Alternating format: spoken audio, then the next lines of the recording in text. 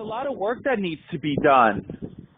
Yeah, it's from the people, people. And we need to realize that the government's not really, it's funny, the government's limited when it has to do with things that are good for the country, and it seems to be humongous when it's things that are awful.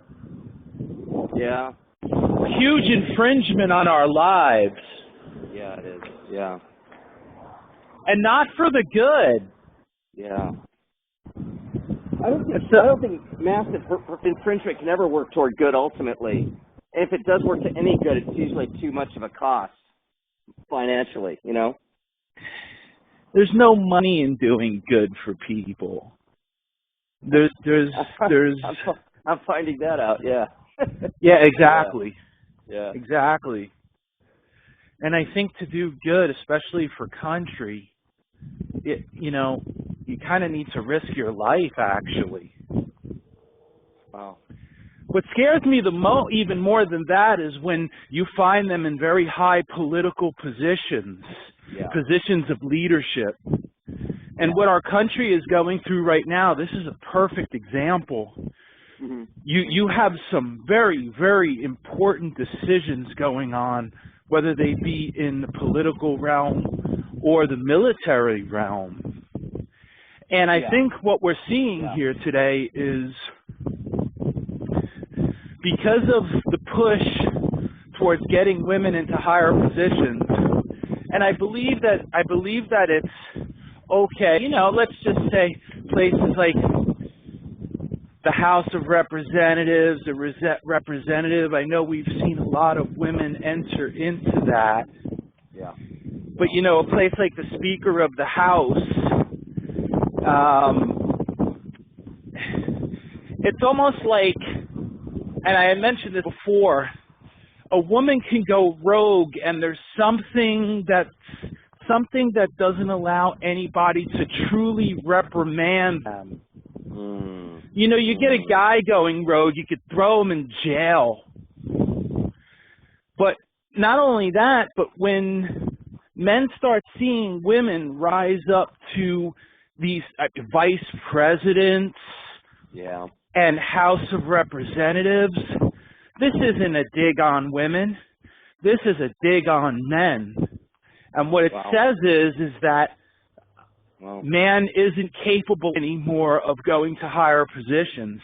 And not only that, as women reach these places, and we know this for a fact, it deters good, faithful men from getting involved because they just don't want to be led by a woman, period. It's tough enough being led by another man. Wow, yeah. Let alone someone by nature, it really wasn't, she's not built for that. As I had sent you before, the problem with women in the highest leadership, things like the possibility of leading a military, I think by nature, women don't have a plan B or C. Yeah, I saw that. That's amazing. How did you write that? But what do you mean when you said that? I mean, it sounds fascinating. Well, because I think because women are more intuitive, and when they have a plan, it's a plan. Now that doesn't have to do with the household. That's different. I think a woman could have plan B or C for her children, or how to clean the house, or how to cook, or how to do her job too, especially at the administrative level, which they're really good. But I think when you start talking about things like war, where you need to think 3 or 4 stages in front of you, a woman who even does that is a very, very, very much an exception, a tremendous exception. Wow.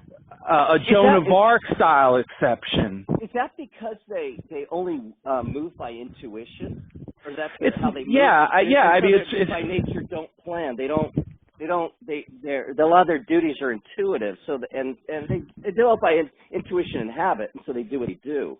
But it's because they don't have any plan B or plan C, because they're by nature not they're not strategizers about secular things. Or rather, you know what I mean when I say secular.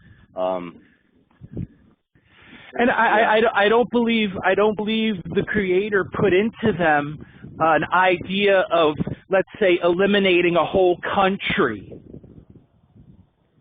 You know, they don't have it in them to kill a whole group of people. You know, that's they don't move along and say, we need to completely eliminate this group of people on this part of the earth because we could see from a distance they're taking over. Yeah, there's one general or colonel, I think, who testified for Congress on why women shouldn't be in combat positions. And one of the things he said I thought was interesting. He says women don't have, I just glanced at this article, I probably only read a third of it. I should send it to you. Women don't have an attitude of crushing the enemy. Correct.